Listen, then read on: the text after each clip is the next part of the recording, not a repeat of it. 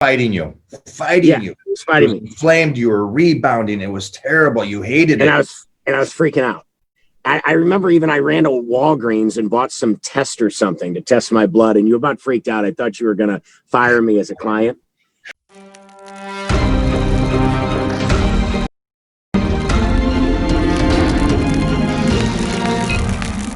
Yeah, I think one of the big things I think I got to you about is when you came to me, you were 38?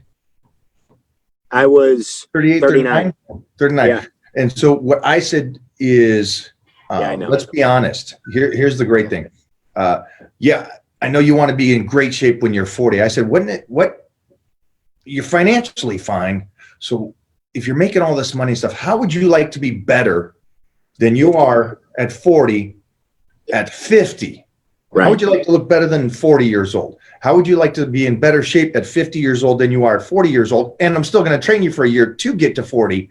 And I think that triggered something in you and said, wait a minute, because that's the one thing that I think most rich people, let's be honest, rich people get to a point where they make so much money and then they like want to spend that money trying somehow to get time, because they spent so much time getting them finance, but now we got no more time left and I'm trying to get healthy again and I can't move and I got millions, but I'm fat and I'm out of shape because I spent all this time.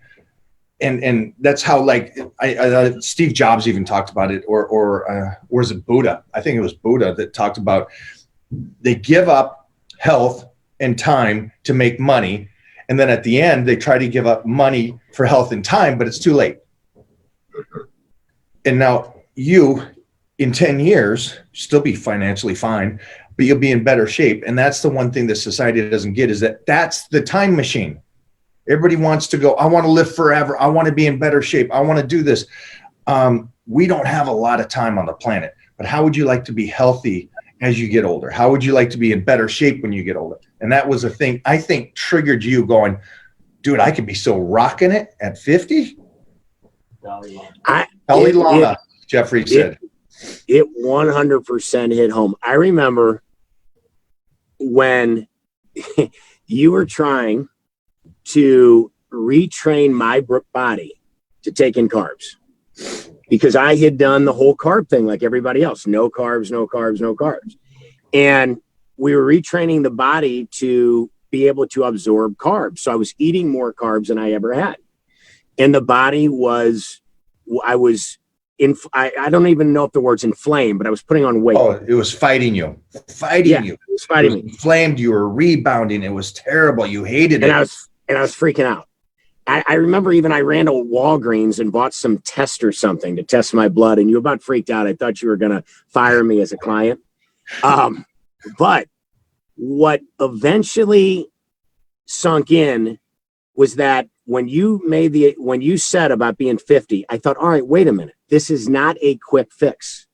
This is not a fad. This is not something where I'm going to be transformed in 3 months. This is the long game. And literally that is our plan. That's my 10-year plan, by 50 to be better than when I was started with you. And so when I looked at it that way and realized this whole thing is a process that goes on forever and it's all about longevity, it changed everything. That's a great point, because I know the society out there watching this, they're going to go, well, I can't eat carbs. Nobody can eat carbs. Everybody's run away from carbs. You sure can, though. I'm eating more carbs now than I've ever done in my whole life. And it's been a year and a half. And did your body go through a trauma? 100%. Here's the great thing. Your body made a transformation, but your brain made your mind thought, your process made a bigger transformation. There was no more short game. Even though you fight hard every single day, you understand it's a process and it takes time, 100%. Which is funny, because that's what money is. That's what investing and what you're doing with buildings and so on. It takes time. It doesn't just happen. Yeah. Right. And so it's funny that people think it does happen. And as soon as you build this building, your body, it will just stay that way and you can just do whatever. Well, if you do it in the right way, which you didn't before, And that's why the No. building kept collapsing. That's why your body kept going right back to it, kept going right back to it. Why is it always, I train so hard, I do CrossFit, I do keto, I dropped all the carbs, I got in great shape, and I maintained it for a week, and then I just blew right back up. Why? Yeah. It's how you get in shape. Nobody thinks about, it's not just getting in shape. How did you get there? Because that's going to determine what you can maintain and what can you maintain. And right now, you can maintain what you're doing easy. Yeah. Easy. And we do get you cheat meals, and we do have you have fun, and you still get everything in. And you started prioritizing your priorities, which changed everything.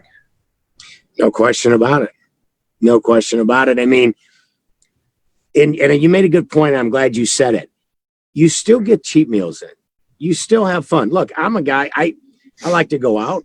You know, I like a good drink. I like a good steak. But training with you and following the program reprioritize things. And so now on a Friday night, if there's not much going on, the idea, frankly, of getting up really early in the morning on Saturday and having a killer workout is more important to me than going out and just putting a bunch of junk in my body that's not going to do anything. Having said that, I've talked to you about them. I still have those nights where I go out with the guys and we have a great time and we do our thing. But what'd you say? That was a huge thing, because you and me talked about this. Yeah, we did. One of the things is you and your bros, and I know we bust balls a lot. And you talked about how you're going out with these guys and they're going to bust your balls if you don't be drinking all the time with them. Right. And even that changed. And it's like, if you can dish it, you should be able to take it. And there's a new level of you can take it and you can dish it. And if you're going to go 100%. out with them and you can't drink that night, it's fine. 100%. Get on another night. We had, I guess it was playoffs last year, and I took out probably the wildest group of friends that I have, and we went to the St. Louis hockey team. They were going for the cup. Took them to the playoffs, and I drank water that whole time. They didn't know what was going on. They were giving me trouble, but I had a blast. And it was right in the middle of what we were doing. We were doing a cut or something, but I don't know, man. It's really has working with you. It's just shifted priorities in a good way, because the things that I still enjoy doing, I do, but I feel like the priorities are in line. And you don't really get that when you're thinking about a quick fix, a quick diet. Oh, I'm going to go join this, gym that's got these classes that go for 2 months. But when you look at it the way you approach it, and I'm not telling you stuff you want to hear, I'm just saying how I've seen it. I haven't seen anybody else in the business approach it with the longevity that you approach it with. And I think anybody that's got real goals and wants to live a long, healthy life, you've got to look at this as the long game. Yeah, I love it, man. And thanks for talking today. And again, for everybody that's watching this, Nick is not a fitness guy in the sense of he doesn't make a living that way. Trust me. He would be, this guy crushes it in the working world, entrepreneur, successful. I'll put up his Instagram page. So if you guys want to ask him questions later, send him DMs. Girls, you can send them DMs. I'm just kidding. I'm kidding. But here's the thing that I love is that you are like a lot of the majority when you came to me doing the fad diets, the fad training, but your whole approach has changed. Did it take some time? Sure it did. But you got the vision, this vision that you are more focused than ever, which is awesome. Yeah. And you understand the process, and you understand your body's healthier. That's a huge thing. And for everybody at home, he wasn't genetically gifted. Technically, high cholesterol and high blood pressure runs in the family. And these are things that we make sure that we stay on point and make sure you're healthy.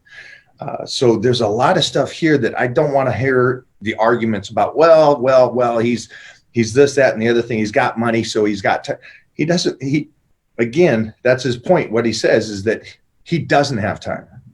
But he prioritized his priorities, and he's rocking and rolling now. So Nikki, anything else, brother? No, man. I think we covered it. I love it, man. I appreciate it. I thank you. I love working with you.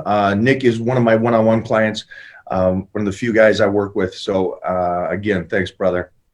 And It's been a that's blast. it, man. Go work, All right, brother. You and got send me it. pictures Thanks, of the man. hyperbaric chamber. All right, you got it. I will. Good All talking. right, brother. Talk to you. See ya.